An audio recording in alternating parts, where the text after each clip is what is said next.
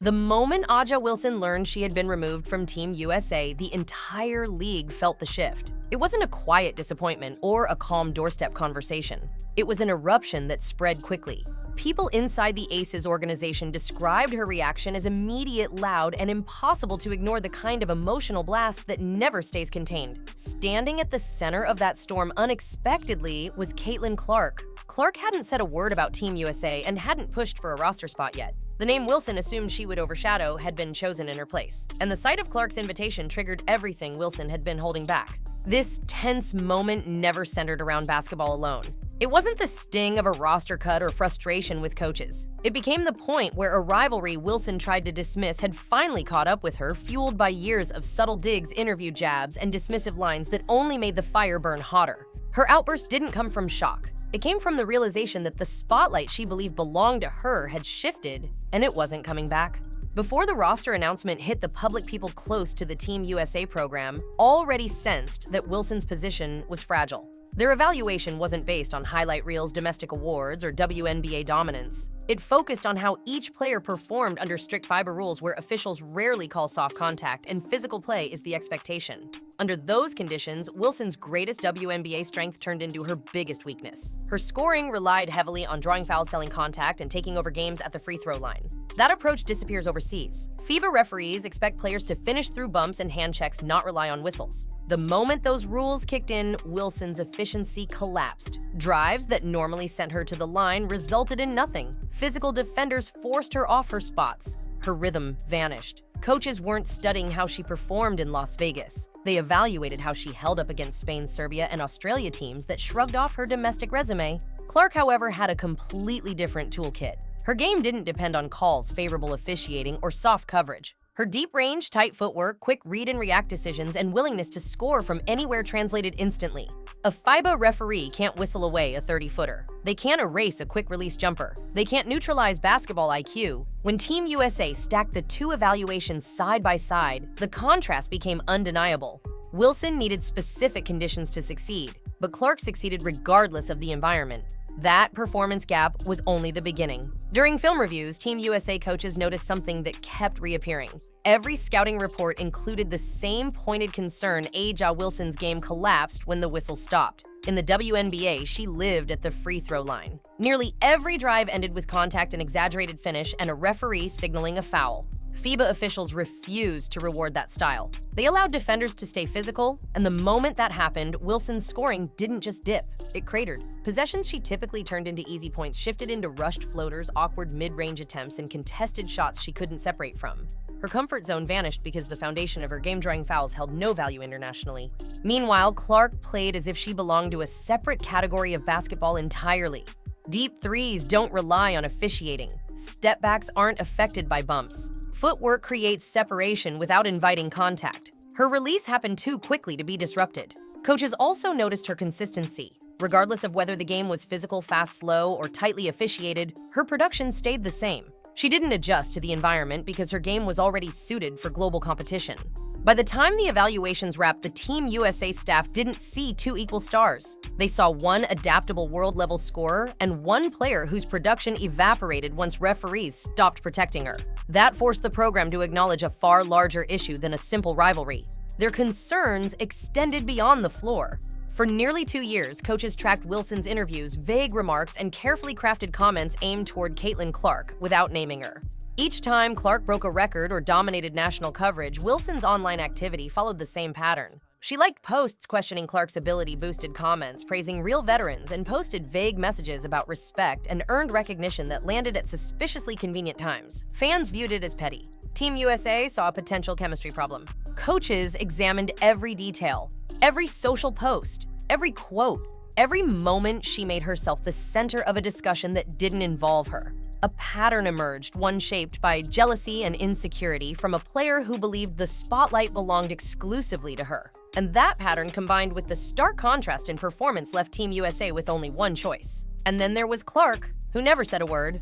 No jabs, no shade, no retaliation. She absorbed every hit, whether it came from fans, rivals, or the media, with steady professionalism. Coaches noticed. They want leaders who steady the room, not spark internal fires. In those selection meetings where rosters are shaped and legacies decided, demeanor carries just as much weight as talent. The contrast between the two players couldn't have been sharper. Clark brought composure. Wilson brought tension. Clark settled the atmosphere. Wilson stirred it.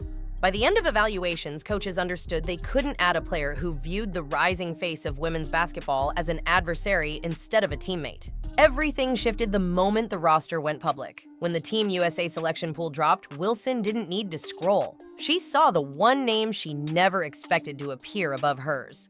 Caitlin Clark, and the unraveling began instantly.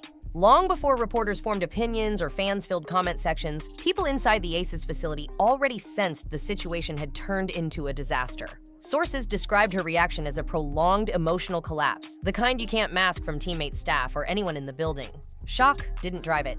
The truly painful part was seeing who had taken her place. Clark's invitation symbolized the shift Wilson spent 2 years trying to deny. The new era wasn't coming. It was already here, and she wasn't positioned in it. Inside Team USA's offices, Wilson's camp moved quickly into panic mode. Agents and representatives started calling anyone with influence, coaches, administrators, advisors, trying to understand how she had fallen off a roster she once treated as destiny.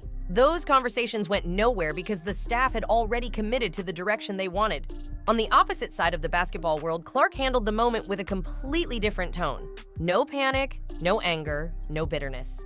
She posted a calm, simple message, thanking Team USA for the opportunity, leaving no hint of tension or comparison to the player who wasn't selected. The contrast hit hard. One player unraveled, the other rose above it. Within hours, people inside the national program saw Clark display the exact professionalism they wanted on a global stage, while Wilson demonstrated why her name was absent. That emotional burst created something even larger. The meltdown didn't remain private. Days after learning she had been excluded from the selection pool, A'ja Wilson brought her frustration into the public space. Rather than addressing the decision directly, she posted a charged statement that lit up the league immediately. It doesn't matter what we all do as Black women, we're still going to be swept underneath the rug. The message signaled far more than disappointment. It showed she felt targeted. With one line, she implied bias, dismissed the evaluation process, and framed herself as the victim of something bigger than the competition itself. Fans instantly split into two sides. Some defended her and said she was sharing her truth. Others saw a clear deflection and attempt to steer attention away from the performance issues and behavior concerns Team USA had monitored for years. The timing made the message impossible to separate from the roster decision. Wilson hadn't voiced anything like this when she held headlines or collected awards. It surfaced only when Clark was chosen ahead of her. Inside Team USA, the reaction was firm. Coaches viewed her statement as confirmation that they made the correct decision. The national team environment is high-pressure political and constantly examined. They need players who stabilize the group, not complicate it. Wilson's choice to frame the cut as an injustice rather than a basketball evaluation reinforced every concern about her emotional volatility. Clark again made no response, no clapbacks, no comments, no attempt to escalate the situation. That silence strengthened her image, while Wilson's response raised more doubts about her leadership. Wilson expected her message to build support. Instead, it highlighted why Team USA no longer trusted her with the role. But the foundation of this conflict reaches back far beyond that week. Long before the roster dropped and long before Wilson's comments turned into national discussion, there was a quiet feud forming between A'ja Wilson and Caitlin Clark. It didn't begin with yelling or direct criticism. It began with small dismissals, the kind that seem harmless until the pattern becomes impossible to ignore. Whenever Clark shattered a college record, filled an arena, or went viral for a 30-foot shot, Wilson's reaction followed the same script. She minimized it. She liked posts questioning Clark's skill. She promoted statistics highlighting real veterans when Clark dominated national headlines. She emphasized phrases like sustained excellence and true impact in ways crafted to contrast her resume against Clark's rapid rise. Fans saw insecurity. Team USA coaches saw something far more concerning: a leader threatened by a rising star. They watched Wilson turn major moments of growth for women's basketball into moments centered on herself. Instead of celebrating expanding audiences and global attention, she treated Clark's success as an intrusion on her legacy. Whenever Clark brought new fans into the sport, Wilson countered by boosting conversations centered on veteran players. Whenever Clark earned national attention, Wilson's feeds filled with reminders of her own achievements. It formed a predictable pattern: Clark succeeded, and Wilson responded with subtle irritation. Coaches noticed. They understood Clark would become a major piece of Team USA's future, and they needed veterans who supported rising talent rather than publicly signaling resentment. Wilson didn't display mentorship. She displayed a tight grip on a spotlight she feared slipping away. By the time evaluations began, the damage had settled in. 2 years of passive-aggressive behavior left Wilson painted as a figure resistant to the next generation, and her slow-building rivalry with Clark ended up backfiring in spectacular fashion. The shift became even clearer once Team USA began weighing long-term value. Clark wasn't just a high-volume scorer or an emerging star. She was the force behind a wave of global interest the sport hadn't seen in decades. She sold out arenas, expanded the fan base, and created international visibility that no marketing department could replicate. For a national team preparing for the 2026 World Cup and the 2028 Olympics, that level of impact mattered. Yet her popularity only scratched the surface. Clark's game fit international basketball naturally. She didn't rely on whistles or special treatment. Physical defense didn't shake her, and pressure didn't break her rhythm. Her deep shooting range stretched opponents, her footwork opened space quicker than defenders could react, and her composure held steady even in chaotic possessions. Coaches wanted players who adjusted instantly, not players who fell apart when officiating shifted. Unlike Wilson, Clark arrived without baggage drama or excuses. She also benefited from her chemistry with Aaliyah Boston. Their years of mutual respect gave Team USA an immediate foundation. Clark played into Boston's strengths, and Boston steadied Clark's game. Wilson, in comparison, brought ego tension and unpredictability.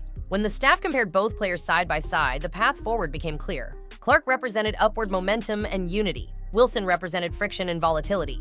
At a moment when the world had finally turned toward women's basketball, Team USA needed the player who pushed the sport forward, not the one pulling it backward. And then came the final step, looking beyond the present.